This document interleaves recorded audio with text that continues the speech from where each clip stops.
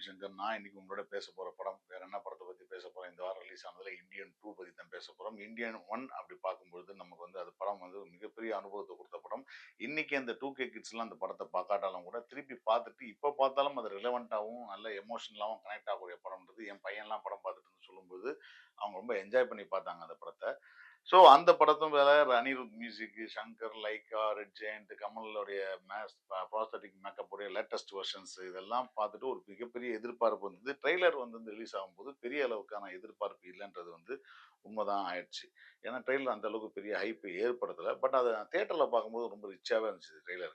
So Shankar படத்துக்கான எல்லா அம்சங்களும் இருக்கக்கூடிய ஒரு படமா இருக்குன்ற ஆரம்பத்தோட எதிர்பார்ப்போட தான் போனேன். ஆரம்பிச்ச ஃபர்ஸ்ட் சீனு கமலுக்காக உருவாக்கப்பட்ட ஒரு ஆ அனிமேஷன் விஷயம் சிஜில பண்ண விஷயம் வந்துட்டு டைட்டிலுக்கு வந்து ரொம்ப நல்லா இருந்துச்சு. சரி ஓகே நிமிர்ந்து உட்காரக்கூடிய விஷயமா இருந்துச்சு. இந்த படத்துடைய கதை என்னன்னு பார்ப்போம். சித்தார்த் வந்து ஒரு பார்க்கிங் டாக்ஸ் அப்படின்ற ஒரு சித்தார்த், பிரியா பவானி சங்கர் இவங்க எல்லாரும் சேர்ந்து பார்க்கிங் டாக்ஸ்ன்னு ஒரு யூடியூப் சேனல் நடத்துறாங்க. சமுதாயத்தில இருக்கிற அநியாயங்கள வந்து தட்டி கேட்டுட்டு இருக்காங்க. அதுக்கு அவங்களுடைய அ தட்டி கேட்டுட்டு இருக்கும்போது, ஆ இது நெறைய விஷயங்களுக்கு வந்து அவங்க எதிர்பார்த்த மாரி நடக்காம எல்லாரும் ஈஸியா வெளிய போயிர்றாங்க. ஊழல்ன்றது வந்து சகஜமா அக்செப்ட் பண்ணக்கூடிய நிலவலா இருக்கு. ஸோ அந்த டைம்ல வந்து இதுக்கெல்லாம் இருந்தா இந்தியன் தாத்தான்னு ஒருத்தர் இருந்தாரு. அவர் வந்தா நல்லா இருக்கும்னு சொன்ன உடனே கம்பேக் இந்தியன் சொல்லிட்டு ஒரு ஹேஷ்டேக்க கிரியேட் பண்ணி பெருசா ப்ரமோட் பண்றாங்க. அப்போ தைப்பேல இருக்கிற அ கமல் வந்து இந்தியன் தாத்தா வந்து திருப்பி வராரு. வந்து அவர் வந்து என்ன பண்றாரு அப்படின்றது தான் இந்த படத்துடைய கதை. ஸோ ஒரு ஒரு பார்ட் 2க்கான எல்லா லீடும் இருக்கிற கதை தான். இப்போ இதுக்கு முன்னாடி இருக்கிற படத்துல வந்து தாத்தா கேரக்டர் வந்து ஒரு அப்பா புள்ளைக்கான ஒரு எமோஷனல் கதை இது.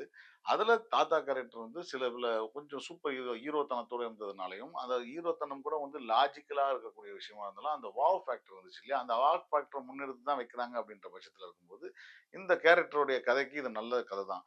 ஆனா இந்த படம் ஆ அவருடைய வர்மக்கலைய பத்தி மட்டுமே முன்னணி அதுல வர்மம் வந்து ஒரு சின்ன ஒரு ஒரு விஷயம். ஏன்னா, அங்க இருக்கிற ஒரு மிக மிக அந்த பழைய படத்துல இருக்கிற மிகப்பெரிய பலம் என்னன்னா, அடிப்படையா அந்த சமுதாயத்தின் மேல இருக்கிற கோபம், அந்த அப்பா கேரக்டருக்கு யார் தப்பு பண்ணாலும் கொல்லணும் அப்படின்ற ஒரு ஆட்டிட்யூட் இருக்கும்போது, தன் சொந்த பிள்ளையே தப்பு பண்ற ஒரு ஊழலான ஒரு ஆள் அப்படின்னு தெரியும்போது, என்ன பண்ண போறார்ன்னு ஒரு கேள்வி வருது இல்லையா? அந்த கேள்வி வரும்போது, அந்த படத்துக்கு மேல இன்னும் எமோஷன் கனெக்ட் ஜாஸ்தியாகுது. இந்த கனெக்ட் தான் இந்த படத்துல மிகப்பெரிய மிஸ்ஸிங் அப்படின்னு சொல்லணும்.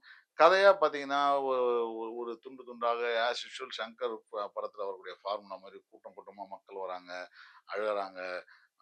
கல்வி கடன் வாங்கி உடனே கட்டுன்னு சொல்றாங்க. இந்த மாரி நெறைய த தெரிஞ்ச பிரச்சனைகள், லஞ்சத்த பத்தி கோவப்படுற பிரச்சனைகள், நெறைய விஷயங்கள் சமுதாய நோக்கோட இருக்கிற பிரச்சனைகள பத்தி நெறைய துண்டு துண்டான கதைகளா வந்துகிட்டே இருக்கு. இந்த கதைகள் எல்லாமே பார்த்தீங்கன்னா, எந்த ஒரு இடத்துலயுமே நமக்கு வந்து எங்கேயுமே கனெக்ட் ஆகாம போறது தான் இந்த படத்துடைய மிகப்பெரிய மைனஸ். ஸோ இப்போ ஃபர்ஸ்ட் பார்ட்ல எடுத்துக்கிட்டீங்கன்னா, ம் அ ஊழல் அப்படின்ற பட்சத்தில இருக்கும்போது, ஈஸியா வந்து ஆர்டிஓ ஆஃபீஸ் தான் மெயின் களமா வச்சிருப்பாங்க. ஆர்டிஓ ஆஃபீஸ்ல போய் லஞ்சம் குடுக்காத ஒரு ஆளே கிடையாது. இன்னைக்கு கூட நான் பார்த்தீங்கன்னா, ஆன்லைன்ல ப்ரமோஷன்ஸ் ஆன்லைன்ல வந்து இன்னைக்கு எல்லாமே வந்துருச்சு. அதே மீறி சர்வீஸ் சார்ஜ்ன்ற பேர்ல வாங்க ஆரம்பிச்சுட்டாங்க. டாக்டர் சர்டிஃபிகேட் வேணும்னா அதுக்கு அலையணும். அவங்க ஆன்லைன்ல பண்ணுன்ற மாரி விஷயம் வரும்போது, அதுக்கான காசு எக்ஸ்ட்ரா தான் ஆகுது.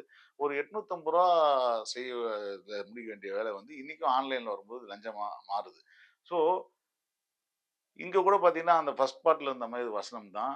வெளிநாடுகள்லாம் லஞ்சம் இல்லையா? அப்படின்னு ஒரு கேள்வி வரும் ஃபர்ஸ்ட் பார்ட்ல அப்போ வந்து இல்ல அப்படின்னு சொல்லி நேர்கல் ரவி கேரக்டர் சொல்லும்போது, இல்ல இருக்கு. அங்க கடமைய மீறது தான் லஞ்சமே தவிர, கடமைய செய்யறதுக்கு லஞ்சம் கிடையாதுன்றாங்க. ஸோ இந்த மாரியான ரொம்ப ஸ்ட்ராங்கான கேரக்டரைசேஷன், ஸ்ட்ராங்கான கேரக்டர் ஆர்க் இருக்கு இல்லையா? இது எல்லாமே அந்த படத்துல வந்து சூப்பரா இருந்துச்சு. அதெல்லாம் சேர்ந்து எமோஷனல் கனெக்ட்டா அந்த படத்துடைய வெற்றி வந்து, இப்ப இந்த படத்த பார்க்கறதுக்காக திரும்ப வந்து அங்கங்க கிளிம்சஸ் பார்க்கலாம்னு சொல்லிட்டு பார்க்கும்பொழுது, அவ்வளோ இன்ட்ரஸ்டிங்கா இருந்துச்சு இந்த படம் பார்க்கறதுக்கு. இதுல பிரியா பவானி சங்கர் நடிச்சிருக்காங்க, சமுத்திரக்கனி நடிச்சிருக்காரு, சித்தார்த் நடிச்சிருக்காரு. சித்தார்த்தோட ஆக்டிங் டூ சம் எக்ஸ்டென்ட் வந்து இந்த படத்துல நல்லாவே இருக்கு. அவருக்கு குடுத்த விஷயத்த வந்து ரொம்ப சிறப்பா பண்ணியிருக்காருன்னு தான் சொல்லணும்.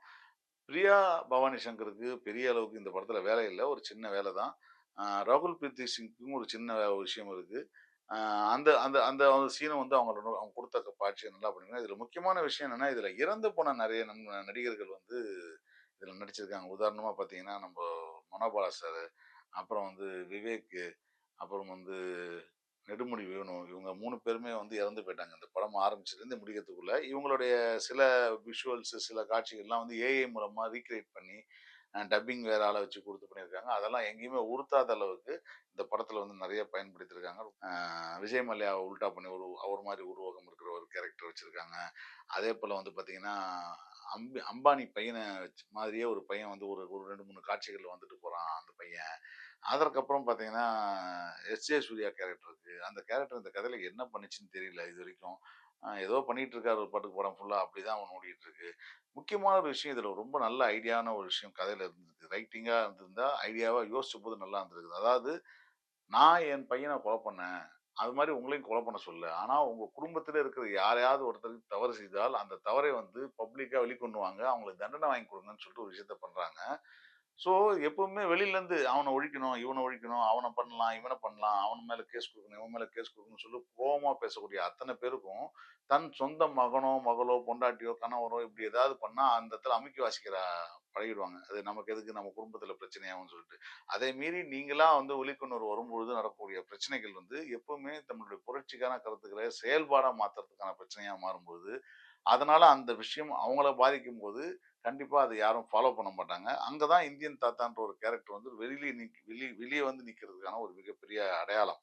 ஆனா, அப்படியான ஒரு விஷயம் வந்து தொடர்ந்து எல்லாரும் பண்ணும்போது, அவங்க குடும்பமே பாதிக்கப்படுது. இவர் செஞ்ச ஒரு விஷயத்தினால் எப்படி இந்தியன் தாத்தா தன் சொந்த மகனே கொன்னுட்டாலும் பரவால்ல, தன்னுடைய கொள்கைக்காக நின்னாரோ, நாட்டுக்காக நின்னாரோ, அப்படி இவங்க செஞ்ச விஷயம் எல்லாமே இவங்களுக்கு எதிரா மாறும்போது, அந்த பிரஷர் தாங்க முடியாம இவங்கலாம் கோ பேக் இண்டியன்னு சொல்றாங்க. அத எப்படி எதிர்கொள்றார்ன்றது தான் கதை ஐடியாவா இருந்திருக்குது. ஆனா, அதுக்கு எழுதப்பட்ட திரைக்கதையும், அந்த திரைக்கதையில அவங்க சொல்லப்பட்ட காட்சிகள், இப்ப வந்து ஒரு ஆள் வந்து தங்கத்திலேயே ரூம் வச்சிருக்காரு, தங்கத்திலேயே கக்கூஸ் வச்சிருக்காரு, தங்கத்திலேயே எல்லாம் பண்றாரு. கால் கீழ இருக்கிறதெல்லாம் தங்கம், கையில இருக்கிறது தங்கம் அப்படின்ட்டுலாம் பல விஷயம் காட்டுறாங்க. அதுக்கான மெனக்கெடல் வந்து ரொம்ப அட்டகாசமா இருக்கு. செட் ஒர்க் ஆகட்டும், அந்த சினிமாட்டோகிராஃபி ஆகட்டும், நடித்த நடிகர்கள் நடிப்பாகட்டும், எல்லாமே நல்லா தான் இருக்கு. ஆனா, இது இந்த பிரம்மாண்டத்த தாண்டி, சரி அப்படி ஒரு விஷயம் நடந்துருச்சு. அப்படி ஒரு ஆள வந்து கொன்னுட்டாங்க.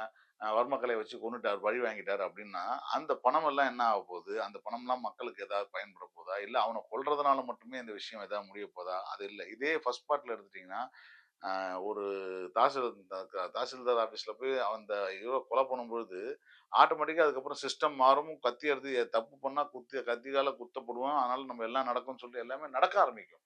ஸோ இந்த மாரி பணக்காரர்களை கொல்வதனால இந்த கதையில எந்தவித பிரயோஜனமும் இல்ல. பார்க்குற நமக்கு எந்த பிரயோஜனமும் இல்ல. பார்க்கும்போது நல்ல கிராண்டியரா பக்காவா இருக்கு.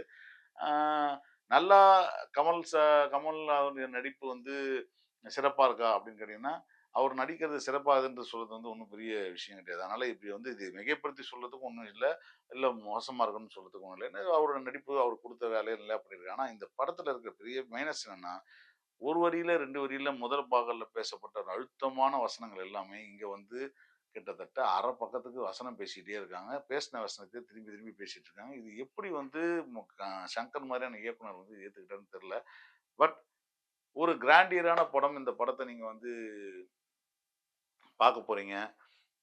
அப்படின்னு ஒரு மசாலாத்தனமான ஒரு கமர்ஷியல் படம். ஒரு நல்ல பாடல்கள் இருக்குது. அனிருத்தன் மியூசிக் வந்து இருக்கு. அதெல்லாம் பார்ப்பேன் அப்படின்னு நினைச்சீங்கன்னா, இது தாராளமா நீங்க வந்து தியேட்டர்ல போய் பார்க்கலாம். இது வந்து இந்த இந்தியன் 1 பார்க்காத எக்ஸ்பெக்டேஷனும் நீங்க பார்த்தீங்கன்னா, உங்களுக்கு நெறைய விஷயங்கள் பிடிக்கிறதுக்கு கூட வாய்ப்பு இருக்கு. ஏன்னா, இதுல முக்கியமா பார்த்தீங்கன்னா, ஒரு கிளாமரஸான சாங் இருக்கு. நல்ல ரிச் செட் இருக்கு. நல்ல ஆக்ஷன் சீன்ஸ் இருக்கு. இப்படி பல விஷயங்கள் இந்த படத்துல வந்து நல்ல விஷயங்களும் நெறைய இருக்கு. இல்லன்னு சொல்லல. இந்த கதை கருவா சொன்ன விஷயமும் நல்லா தான் இருக்கு. பட் இதெல்லாம் கொஞ்சம் ஓல்ட் ஸ்டைல்ல இருக்குதுன்றது தான் பெரிய பிரச்சனை. பட் பார்ப்போம். ஆ இந்த படத்த வந்து நீங்க தியேட்டர்ல போய் பாருங்க. ஏன்னா இன்னைக்கு நேத்திக்கு ரிலீஸ் ஆன அந்த படம் வந்து இன்னைக்கு இந்த வெள்ளிக்கிழமை, சனிக்கிழமை, ஞாயிற்றுக்கிழமை வரைக்கும் எல்லா தியேட்டர்கள்லயும், எல்லா மல்டிப்ளெக்ஸ்கள்லயும் ஹவுஸ்ஃபுல்லா தான் இருக்குது தியேட்டர்ல அந்த படம். இந்த படத்த அ இதுவரைக்கும் கிட்டத்தட்ட வந்து தமிழ்நாட்டுல முதல் நாள் கலெக்ஷன் வந்து கிட்டத்தட்ட ரூ. 27,00,00,000 மேல பண்ணியிருக்குது. தமிழ் வெர்ஷனு. அ ஹிந்தி வெர்ஷன் வந்து கிட்டத்தட்ட ஒரு 1,50,00,000 பண்ணியிருக்கிறதாவும், தெலுங்கு வெர்ஷன் வந்து கிட்டத்தட்ட 7.2 குரோர்ஸ் பண்ணியிருக்கிறதாவும் சொல்றாங்க. அந்த வகையில பார்த்தா இந்திய அளவிலே இந்த படம் வந்து இவ்வளோ கலெக்ஷன் பண்ணியிருக்கு. நியர்லி 50 குரோர்ஸ் கிட்ட பண்ணியிருக்கு. ஃபர்ஸ்ட் நாள் அன்னைக்கு. ஸோ இந்த படம் நிச்சயமா வருகிற 2, 3 நாட்கள்ல ஒரு பெரிய கலெக்ஷன் எதிர்பார்க்கும். இந்த படத்துடைய வருமானத்துக்கு வந்து ஒண்ணும் குறைச்சல் இல்ல. ஏன்னா வந்து கமர்ஷியல் ஓடுறதுக்கும் நல்ல படத்துக்கும் நெறைய கேப் இருக்கு இப்போ. இந்த படத்துக்கு அனிருத்தோட மியூசிக் வந்து பெரிய அளவு ஒர்க் அவுட் ஆகலன்றது வருத்தமான விஷயமா தான் இருக்கு. ரகுமான வந்து ரொம்ப மிஸ் பண்ண வேண்டிய கட்டாயம் ஆயிப்போச்சு. ஆனா இந்தியன் 3 ட்ரெய்லர் வந்து இந்த படத்துல படம் முடிஞ்சோனே காட்டுறாங்க. அந்த படம் இவங்க இதுவரைக்கும் இந்தியன் 2க்காக எதிர்பார்க்கப்பட்ட அத்தனை ஹைப்பையும் அந்த 3 தான் தக்க வைக்கும்னு தோணுது. அது ஜனவரில வருதுன்னு சொல்லியிருக்காங்க 2025ல. ஸோ கண்டிப்பா வந்து 2025க்கு ஜனவரிக்காக இந்தியன் 3க்காக காத்திருப்போம். ஸோ அதனால இந்த படம் கமர்ஷியல் வெற்றி ஆகுறதுக்கான எல்லா வாய்ப்பும் இருக்கு. உங்களுக்கு பொழுதுபோக்குறதுக்கு ஒரு நல்ல என்டர்டெயின்மென்ட்டான படம் பார்க்கறதுக்கு, ஒரு ஆக்ஷனோட, ஃபைட்டோ பாடல்களோட, நல்ல சினிமாட்டோகிராஃபியோட எல்லாம் வந்து பார்க்கணும்னா, கண்டிப்பா நீங்க இந்தியன் 2 பார்க்கலாம். பார்த்துட்டு உங்க கருத்து சொல்லுங்க. நன்றி, வணக்கம்.